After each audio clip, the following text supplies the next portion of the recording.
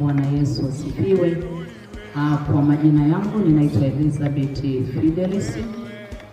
Kwa neema ya Mungu ni mkurugenzi katika idara ya vijana katika section yetu ya Mbezi katika kanisa la Tanzania Assemblies of God, section ambayo inaongozwa na mchungaji Peter Kangalawe.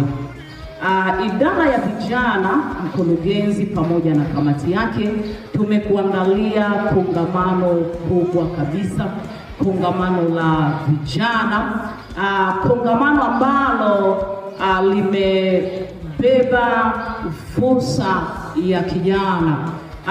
Utapata kuzitambua na kuzifahamu fursa zilizoko kwako wewe kijana. Tumekuandalia wanenaji wazuri. Tunaye mnenaji kutoka katika wizara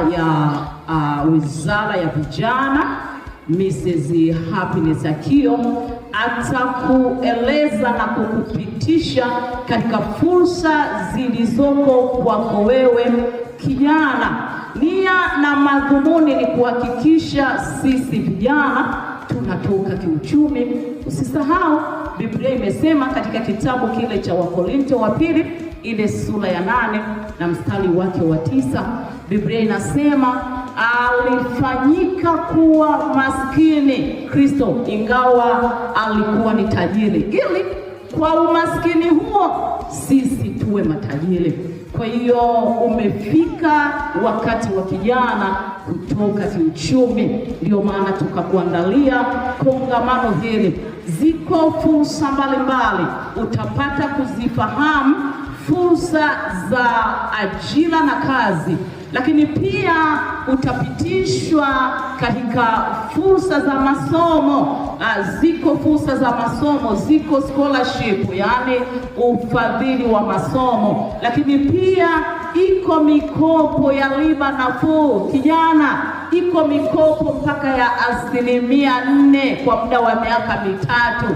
Umaskini uchague mwenyewe. Hatuwezi tukahubiri injili tukiwa maskini.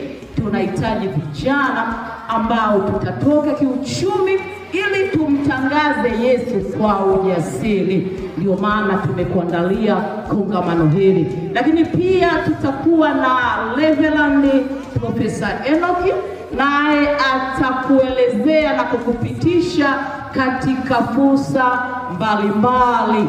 Haleluya. Kwa hiyo tutapata